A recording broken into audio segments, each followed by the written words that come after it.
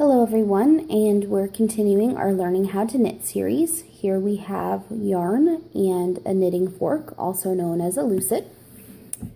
On our knitting fork, we have what we call tines. We have two of them.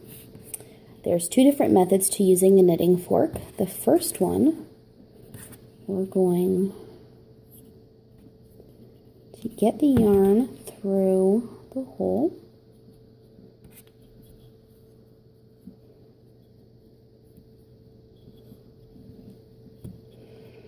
Gives us a little something to hold on to. We're going to pull out some of our yarn and we're going to wrap a figure 8 around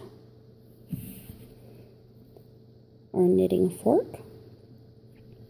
For the first method, we're going to continue to wrap another figure 8, a second figure 8 on top of that. And if you hold the yarn back, we're going to pull this bottom loop over on the first tine and on the second tine and pull it, and another figure 8, pull the bottom loops over, and we'll just keep repeating this until we have the desired length that we want. As you can see, I knit a little bit more, and it makes like a four-sided braid cord with the technique that I just showed you. And keep going for however long you want it. It's great for jewelry. It's great for cord if you're needing cord to wrap something with. I use it a lot of times to make jewelry, bracelets, necklaces, things like that. And then to finish this, when you have your desired length, you're going to pull both loops off of the tines. You'll cut your yarn. Let me just grab my scissors here. Give that a little snip. And you'll run that through both of those loops and pull it tight. And there's your cord. This one is a little bit of a looser cord than the next one I'm going to show you. You can kind of see through this one just a little bit. It depends on what type of yarn you use. The thicker yarn you use, the less you can see through it. The next one that I'll teach you to do,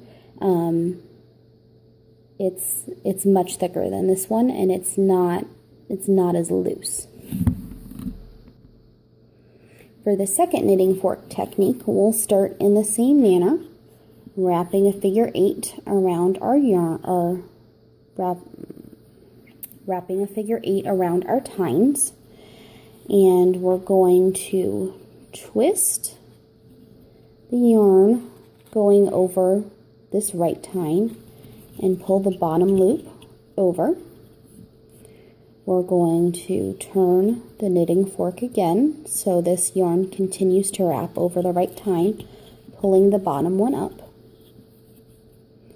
And you just keep twisting and pulling.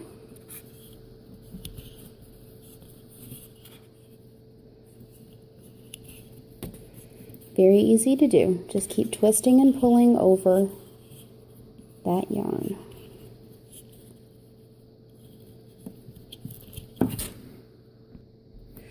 And here is our second cord. You can see that this is much thicker than the first one we made.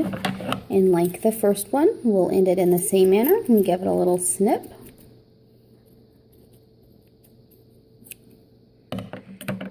Pull both of the loops off of the tines. Run your yarn through and give it a good tug. So this is our second one. It's much thicker. It's much more cord-like than the first one.